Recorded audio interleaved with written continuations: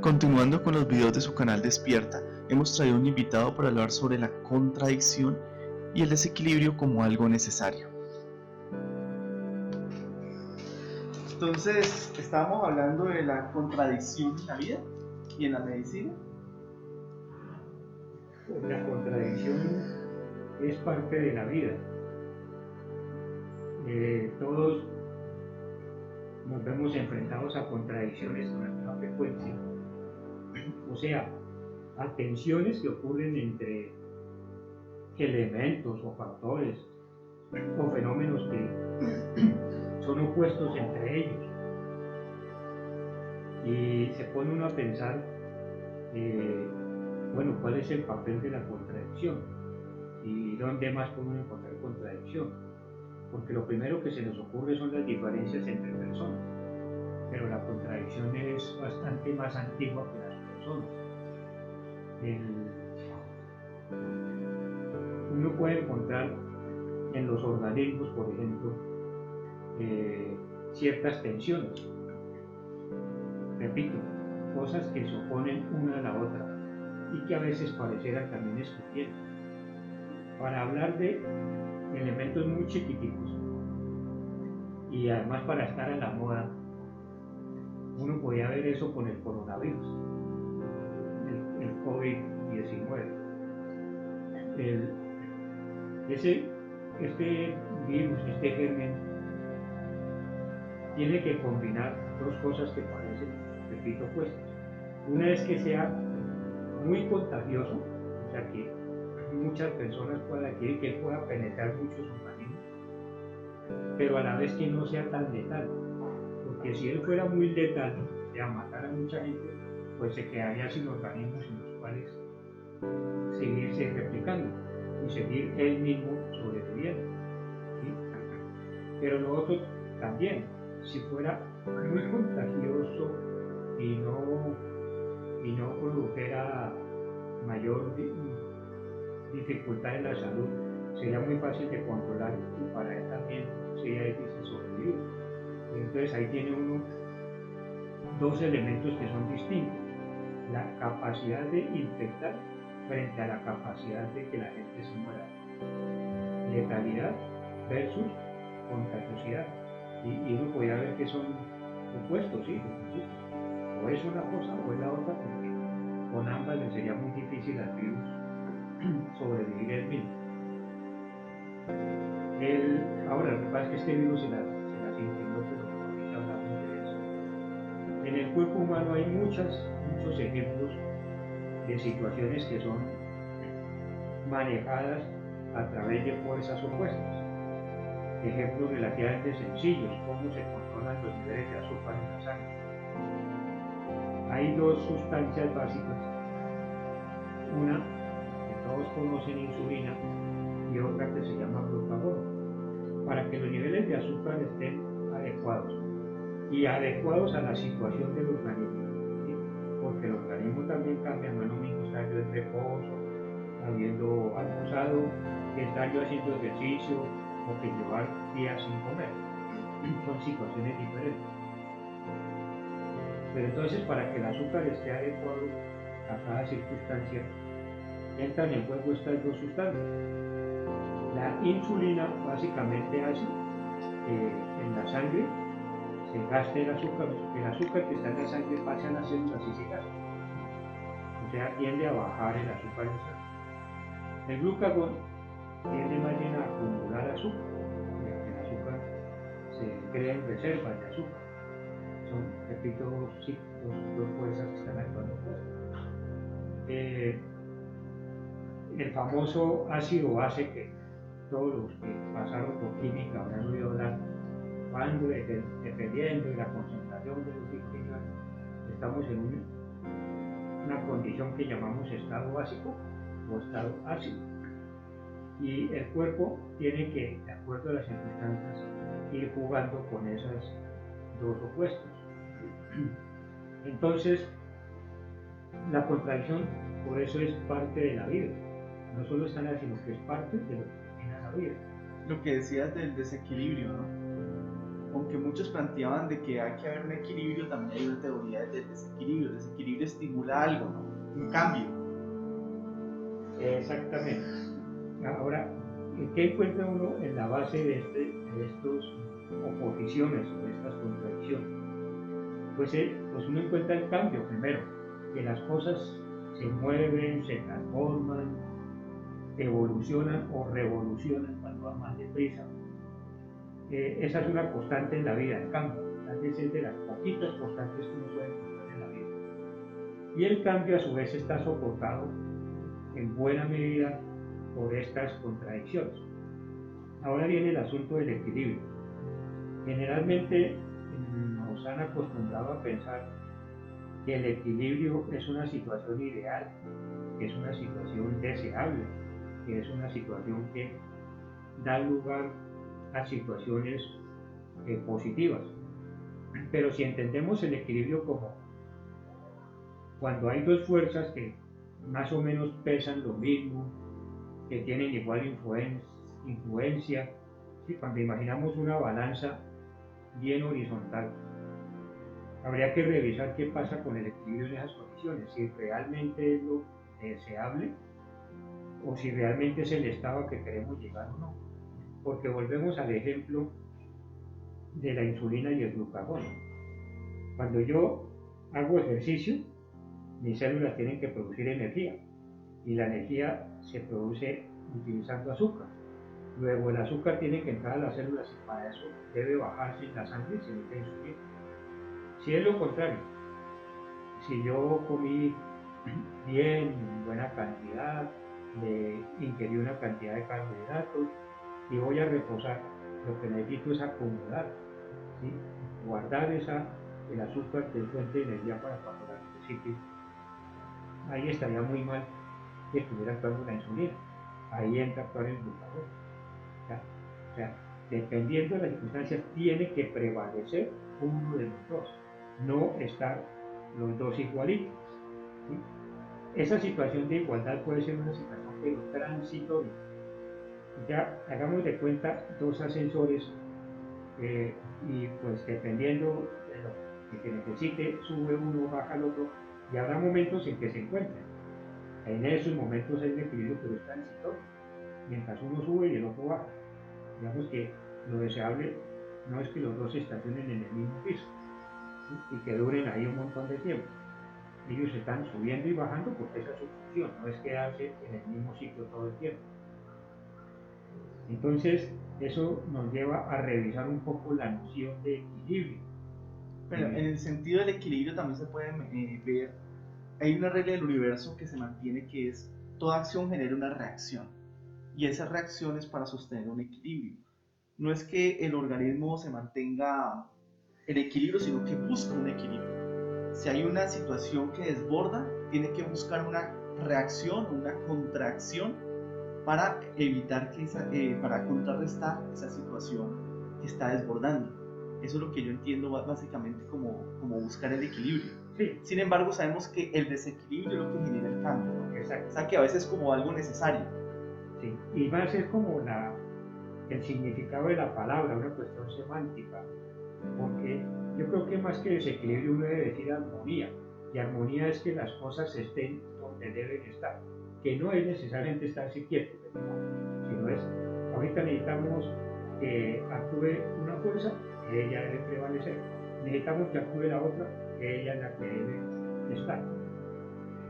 Entonces, tal vez, repito, es más bien abandonar la idea de equilibrio como algo estático, donde hay dos cosas ahí iguales y haciendo eso, no unas malabares para que no se muevan, porque precisamente llevan al inmovilismo, a que las cosas no se desarrollen, a que las cosas no se transformen. ¿Sí? Eso puede ser una cuestión de semántica, porque cuando la idea es el concepto, ¿no? El equilibrio, repito, como algo estático, unas fuerzas ahí totalmente equiparadas unas a la otra, ¿sí? Porque eso en el terreno de lo social, por ejemplo, tampoco sería bueno. Imaginémonos las guerras, por ejemplo. Si en las guerras los contendientes son igualmente fuertes y pueden durar esas guerras siglos, ¿sí? Por eso tiene que buscarse un desequilibrio por uno para que termine la guerra. En este caso, la mayoría de las guerras terminan con vencedores y vencidos. Pero viene, y generalmente cuando hay esas oposiciones, o no generalmente, pero en muchas condiciones, tiene que uno de los opuestos morirse, o desaparecer, o dejar de ser, para darle paso a algo nuevo. Es como la semillita que deja de ser semilla, tiene algo, un germen, deja de ser semilla para transformarse en una planta. El capullo que deja de ser capullo para darle paso a una mariposa, pero deja de ser el mismo y se transforma en una cosa, él desaparece. Eso pasa muchas veces, cuando hay esas oportunidades uno tiene que desaparecer para que las cosas sigan andando, independiente de para dónde anden, que si nos gustó el resultado o no. Sin embargo, si hay situaciones en las que no tiene que desaparecer ninguno, o tienen que desaparecer los dos. En ese caso lo que habría de una transformación de las cosas, ¿sí? Pongamos un ejemplo en el cual los dos desaparecen y al lugar algo nuevo. Es nosotros mismos, ¿no? Si recordamos de dónde provienen los seres, sobre todo los seres humanos, algunos animales, provenimos de dos gametos, dos células que dan nuestros padres, pero esas dos células dejan de ser, dejan de ser y se transforman en una cosa más diferente. Pero ellas dos han dado, digamos, su existencia por el ocurrir de algo nuevo, de otra nueva forma de existir. Ahora un ejemplo de cuando las cosas se transforman, y aquí se me ocurre algo en el terreno de lo social y de lo político. La Constitución del 91 en Colombia fue el producto de unos acuerdos del Estado y las fuerzas que representan el Estado con fuerzas insurgentes, fuerzas que combatían ese estado de cosas. En este caso ambos se transformaron. El Estado sufrió transformaciones que están plasmadas en la Constitución del 91. Y a su vez esas fuerzas insurgentes también cambiaron. Algunas incluso dejaron de ser, de movimientos políticos. Hay todavía algunas herencias de eso, con otros nombres, pero se transformaron, los dos cambiaron. No es que hayan dejado de existir, pero sufrieron transformaciones para dar lugar a un nuevo tipo de sociedad. Menos esa era la pretensión, y eso es lo que está plasmado en esa Constitución, que tiene muchas cosas valiosas en el sentir de mucha gente, incluido yo. Y eso fue parecido también a lo que se trató de hacer ahora, ¿no? Fuerzas insurgentes, ya más recientemente, ¿cierto? Se transforman. Vamos a hacer otra cosa. En algunas mantenemos ciertas intenciones de cambio social, pero lo vamos a hacer de otro modo. Ya no es una fuerza armada, sino es otra cosa, y el Estado a su vez tenía que transformarse. Cambios en el agro, cambios en la salud, cambios en lo social, participación de más gente. Bueno, ese fue un intento que no resultó tan bien como el 91. Pero digo, son ejemplos de cómo los opuestos le dan lugar, repito, a cambios en las cosas, ya sea por la vía que un opuesto desaparezca y permanezca nuevo, ya sea por la vía que los dos opuestos desaparezcan, o por la vía de que se transforman esos opuestos sin dejar de ser, para dar lugar a transformaciones o a nuevas cosas. Eso quiere decir, por ejemplo, lo que yo interpreto es que eso de las contradicciones contribuye al movimiento, y el movimiento, como hemos descubierto, todo tiene movimiento, hasta una roca tiene movimiento, porque si se pone uno a mirar los átomos que componen la roca, están en movimiento. Y también hay algo que se llama transformación.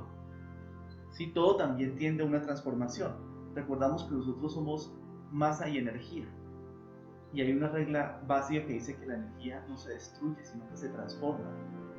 Y todo lo que las reglas de la vida, las reglas del universo tienen mucho que ver con eso, con la transformación y el movimiento. Hay otro ejemplo de contradicción todavía más visible, y es el cuerpo humano en otros aspectos.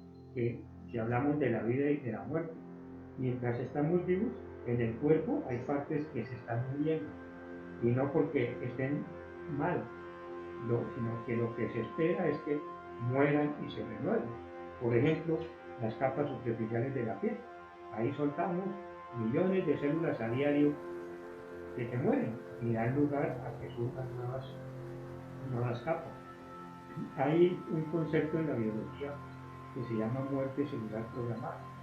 O sea, algunos organismos y algunos órganos, algunos tejidos, y células que transforman esos tejidos, nacen programadas, tienen un periodo de duración, por decirlo en términos más sencillos, ¿sí? Y se sabe que tienen su ciclo y que más o menos con determinado tiempo tienen que morir, que desaparecer. Si esto no se cumple, eso puede llevar a anomalías en el organismo. Por ejemplo, algunos tipos de cáncer tienen que ver con eso. Células que ya no debían estar se prolongan. ¿Sí? Esta muerte celular programada que llaman falla. Y las células se siguen replicando. Ahí es cuando puede entrar lo que llaman los estímulos. Hay estímulos positivos y estímulos negativos, ¿no?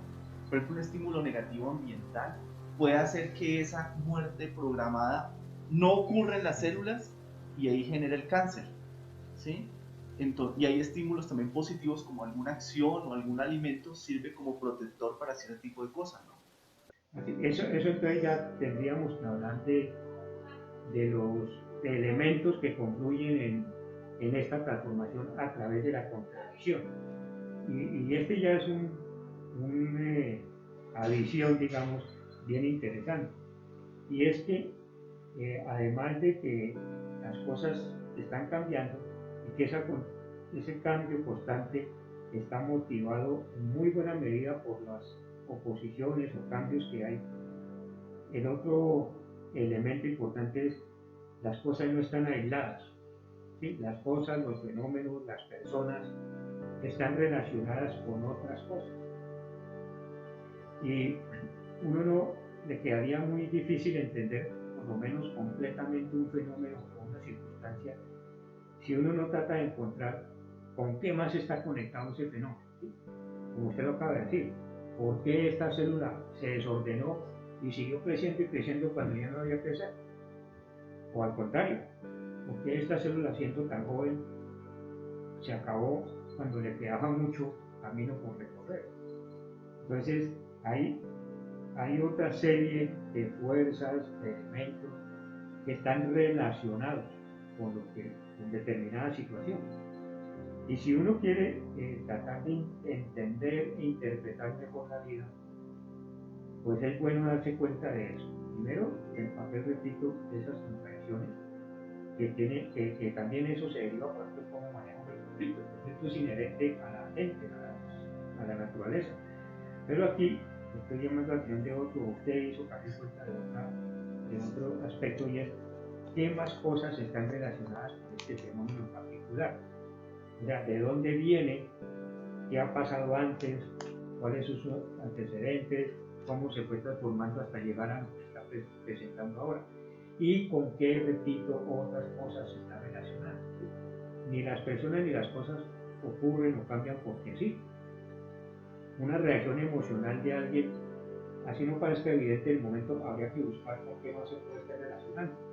Algo que está viviendo y que no conocemos, una situación anterior, bueno, algo físico o algo emocional, algo social, todo eso tiene que ver, y no podemos interpretar solo, es que la persona quiso hacer eso, quiso reaccionar, quiso sentir de esta manera. Ahí se juega otra variable, por ejemplo, si hablamos del conflicto producido por algún estímulo, por alguna razón, la otra variable sería cómo esa célula o cómo esa persona o cómo ese acontecimiento se adapta a ese conflicto. Porque también puede generar una especie, entre comillas, de defensa o de argumentos o de algo que le permite que ese estímulo sea negativo o ese posible conflicto que se va a generar no se genere como se debía haber generado, o pare ahí o se amplifique, ¿no? También depende del receptor, ¿no? Claro, como usted dice, depende de interpretar la situación. Volviendo otra vez en el tema inicial, pues era cuál es el papel de la contradicción, eso qué significa en la vida, qué significa en la sociedad. Uno tiene que tratar de ubicarse, ya lo mejor forma de comprender las cosas para poderlas interpretar y actuar frente a ellas. Primero, ¿qué contradicciones o qué conflictos hay? ¿Ya? ¿Cuáles son los elementos que están jugando ahí? Y lo otro, ¿cuáles son las, repito, las relaciones, los vínculos, las mutuas influencias con otras cosas? ¿Sí? Y lo otro es su historia, que ha pasado desde antes. ¿Ya? Eso, entre otras cosas, pensar así es lo que algunos llaman pensamiento crítico. O sea, yo no me quedo con la foto, sino, oiga, esta foto y detrás de esa pared había algo más, o encima del pedazo que me muestra la foto surgía algo, esa luz que se ve ahí era por el sol o eran algún tipo de bombillos, de reflectores. Para poner un ejemplo, ¿no? Como si yo solo me quedo con la foto, pues veo un pedacito del problema. Es diferente si yo pudiera ver como la película, ¿no? ¿Qué pasó antes?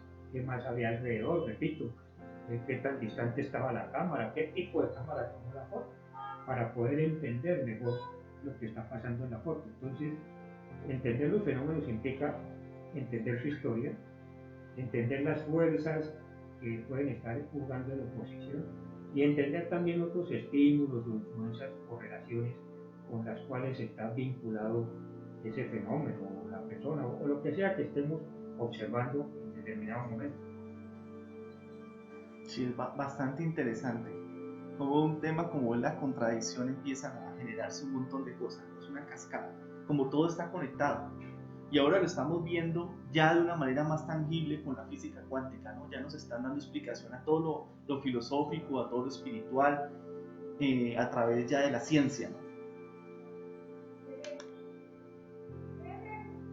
Bueno, muchas gracias. Terminamos por hoy.